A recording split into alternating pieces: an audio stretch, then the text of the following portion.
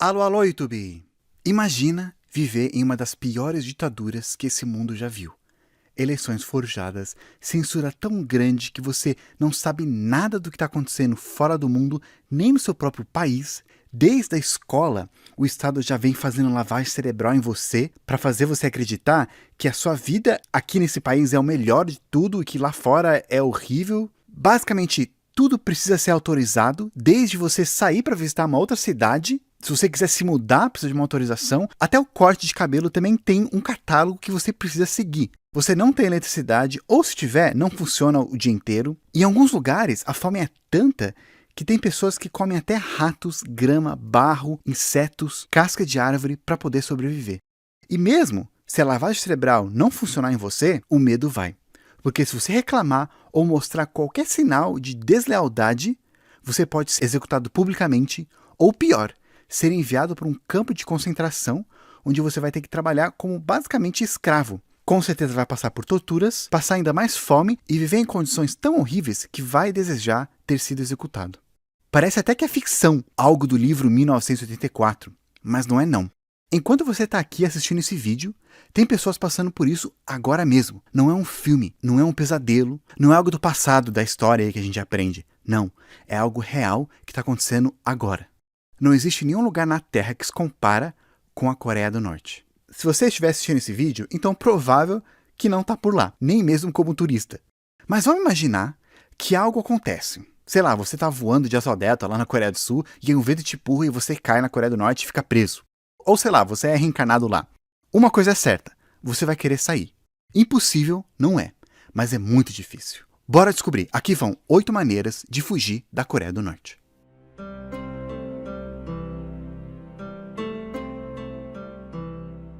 Aproveita a liberdade que você tem e já aperta o like, se inscreve no canal, clica naquele sininho da notificação para não perder os próximos vídeos. É de graça e felizmente eu posso falar o que eu quiser. Bem, pelo menos por enquanto. Vamos lá! Antes, é bom saber quais são os riscos de fugir da Coreia do Norte. O pior deles é morrer no processo. Os soldados norte-coreanos nas fronteiras têm a ordem para atirar em qualquer um que estiver atravessando. Mas isso é até bom, sabe? Porque se você for pego, vai ser imediatamente enviado para aqueles campos de concentração que já falamos antes. Então uma coisa certa, você tem que estar disposto a arriscar sua vida. Tanto que muitos refugiados estão prontos para tirar a própria vida deles caso alguma coisa dê errado.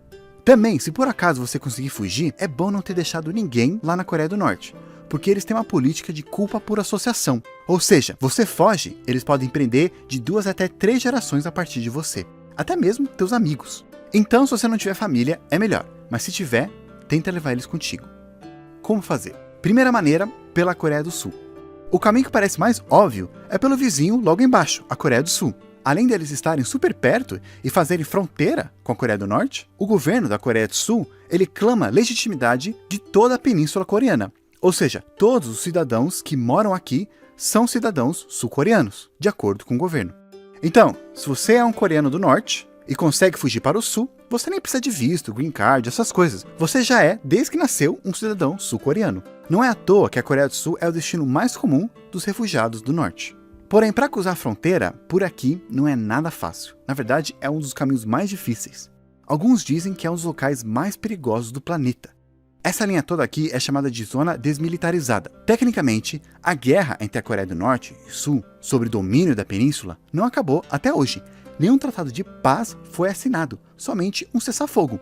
E os dois países clamam que o outro não existe e que os líderes lá governam ilegalmente metade do país, e nenhum reconhece a legitimidade do outro. Então aqui na fronteira foi a área de cessar-fogo, e os dois países prometeram ficar 4 km atrás da linha da fronteira. São 250 km, com a maior parte cercado por cerca elétricas, mais de 20 milhões de minas explosivas enterradas e mais de 2.000 soldados em cada lado, com metade deles prontos para atirar em você sem questionar.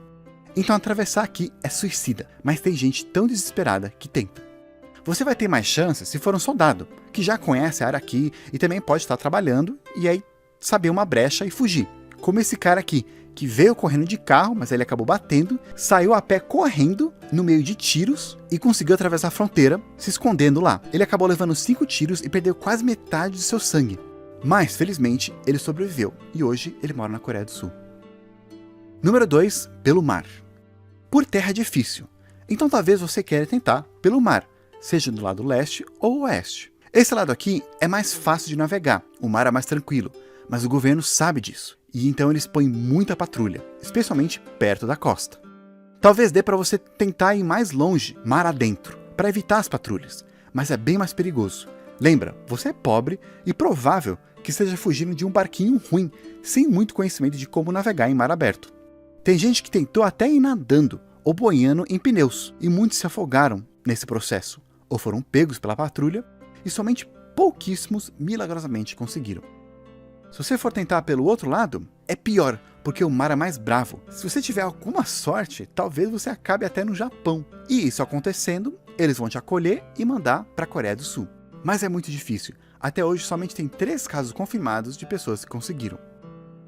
Método número 3 é a Embaixada da Coreia do Sul. Então ir para a Coreia do Sul direto, ou até talvez ir para o Japão, é quase impossível. Resta agora tentar ir para a fronteira lá no norte. E a Coreia do Norte faz fronteira com 2 outros países, a China e a Rússia. O problema é que, diferente do Japão, esses 2 países eles são mais amiguinhos da Coreia do Norte. Ou seja, se eles te pegarem no território deles, eles vão te mandar para a Coreia do Norte. E aí, game over. Então, muitos que tentam atravessar pela fronteira aqui no norte, eles têm que se esconder da polícia e tentar chegar em alguma embaixada da Coreia do Sul, onde, uma vez lá, como lá dentro é um pedacinho da Coreia do Sul, eles então te enviam de volta para a Coreia do Sul. Na Rússia, a embaixada mais perto fica em Vladivostok, mas é quase impossível chegar lá. Além da fronteira ser bem pequena, somente esse pedacinho aqui, o caminho até Vladivostok tem guardas que podem facilmente te reconhecer, especialmente por você não ser russo e não falar nada do idioma. Então qualquer refugiado que tenta ir por lá, basicamente está carregando uma placa escrito "Sou norte-coreano, me pegue". A outra opção é ir pela China, que é a fronteira bem maior, e a embaixada sul-coreana mais perto fica mais ou menos 200 km da fronteira. Os rios Yalu e Tumen são os que marcam essa divisa, então para chegar lá você tem que atravessar eles. No verão, talvez seja um pouquinho mais fácil porque o rio está mais raso, e no inverno, grande parte do rio congela, podendo atravessar a pé. O problema é que também tem guardas prontos para atirar em você.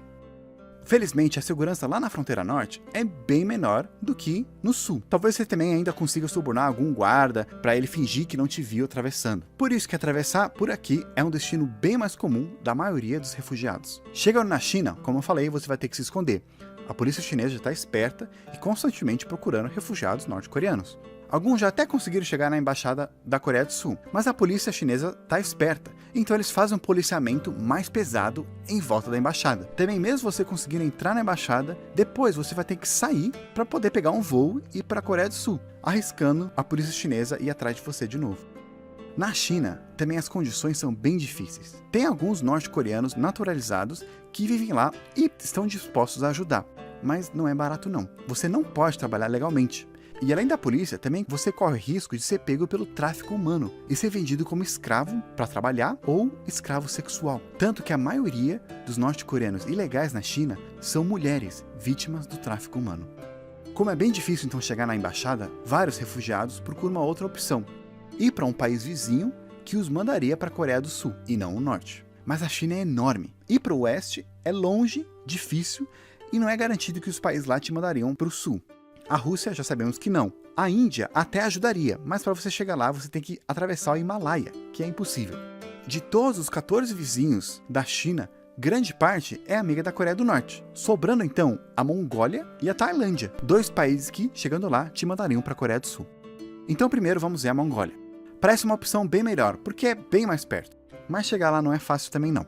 Tem a opção de pegar transporte público, trem, ônibus, essas coisas. Mas os guardas chineses constantemente fazem inspeções ou blitz no caminho, especialmente nesses transportes. E eles sabem reconhecer norte-coreanos, ainda mais se você não fala chinês fluentemente.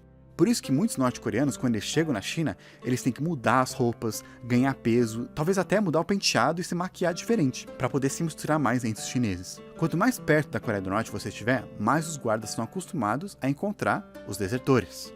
Além disso, não é só chegar lá na fronteira com a Mongólia e cruzar. Todo o país tem aqueles postos de entrada e saída que checam passaportes e tal.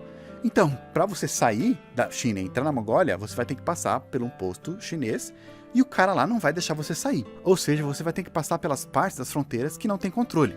No caso da Mongólia, é o deserto de Gobi, um lugar cheio de dunas de areia, temperaturas oscilantes e animais selvagens. ou seja, não é nada seguro. Tem uma história muito interessante de uma mãe e uma filha que foram por esse caminho. Elas chegaram na China, ficaram escondidas, até foram vendidas como escravas, mas depois organizações humanitárias ajudaram elas a fugir, elas juntaram dinheiro e foram lá atravessando o deserto, com uma bússola e depois seguindo as estrelas. Finalmente elas conseguiram chegar na Mongólia, mas lá eles levaram um susto quando guardas da Mongólia falaram que iam levar elas de volta para a China. Eles só as acolheram quando as duas ameaçaram tirar a própria vida caso eles fizessem isso. Hoje, a filha tem um canal no YouTube e eu recomendo vocês darem uma olhada lá se vocês quiserem. Ela fala bastante sobre a vida lá na Coreia do Norte. Número 5. O caminho pela Tailândia. O próximo país mais perto que deporta refugiados para a Coreia do Sul é a Tailândia. Mas, como vocês podem ver, é bem longe, mais de 3.000 quilômetros. Seria como andar de São Paulo até Roraima. Então, é bem demorado e arriscado fazer isso a pé. Felizmente, como vimos, tem trem e ônibus. Mas, por outro lado, a polícia ainda continua de olho. Se você conseguir chegar lá na fronteira do sul, ainda não acabou. Por quê? Como vocês podem ver também, a Tailândia não faz fronteira diretamente com a China. Ou seja, você tem que passar por Laos. E se eles te pegarem, eles também vão te mandar de volta para a Coreia do Norte. Por isso, muitos fazem um caminho mais difícil, passando aqui por Laos, atravessando uma floresta densa, subindo morros e por fim atravessando um rio. Chegando lá, é só se entregar para a polícia tailandesa que eles te mandam para a Coreia do Sul. Número 6. Indo para o Ocidente. Muitos coreanos talvez escolham não ir para a Coreia do Sul e sim para o Ocidente. Tem alguns motivos que os levam a tomar essa decisão, mas para chegar lá é ainda mais longe. O bom é que tem muitas ONGs e programas que ajudam refugiados a sair da China e chegar em algum lugar no Ocidente. Hoje tem cerca de 1.000 a 2.000 refugiados norte-coreanos lá na Europa. E tem em torno de 200 lá nos Estados Unidos, que também é uma opção boa, mas para chegar lá tem uma papelada enorme e pode demorar anos. Teve um cara que depois que conseguiu chegar lá na Tailândia, quando ele viu que poderia demorar anos para os Estados Unidos o aceitar como refugiado, ele então entrou num barco que ia para a Argentina. Chegando lá, ele viajou por terra, atravessando a América do Sul, América Central, chegou no México e aí junto com alguns mexicanos ele atravessou aquela famosa fronteira e hoje está nos Estados Unidos com cidadania norte-americana. Número 7. Campos de concentração.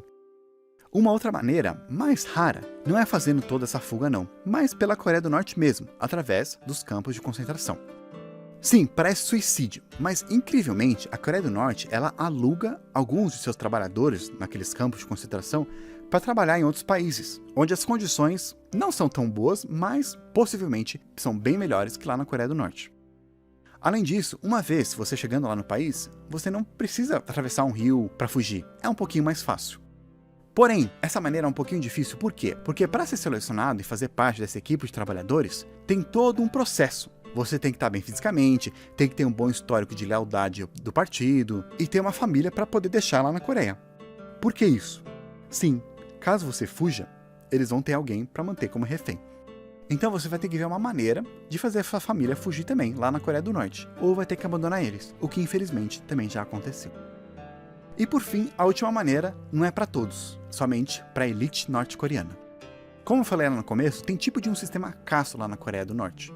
E no topo são as famílias mais importantes, a elite, que são famílias mais próximas do governo. Eles têm mais dinheiro e com dinheiro você consegue pagar para ajuda durante todo esse processo, principalmente a sua estadia na China e a viagem para a Coreia do Sul. Tudo isso custa em torno de $18.000, um preço impossível para um norte-coreano normal, que ganha em torno de $1.300 por ano. Diplomatas, quando eles viajam para outros países, eles também têm que deixar sua família lá na Coreia do Norte como garantia, até mesmo diplomatas. Mas teve esse cara aqui, que por ser muito influente lá na Coreia do Norte, ele conseguiu convencer os caras lá de poder levar sua família numa viagem para o Reino Unido. Chegando lá, eles fugiram e foram para a Coreia do Sul. Esse cara é um cara com nível hierárquico mais alto que conseguiu fugir da Coreia do Norte nos últimos anos. E hoje ele é um grande ativista contra o governo da família Kim. E ele até recentemente se tornou o primeiro norte-coreano a ganhar uma eleição no Congresso da Coreia do Sul.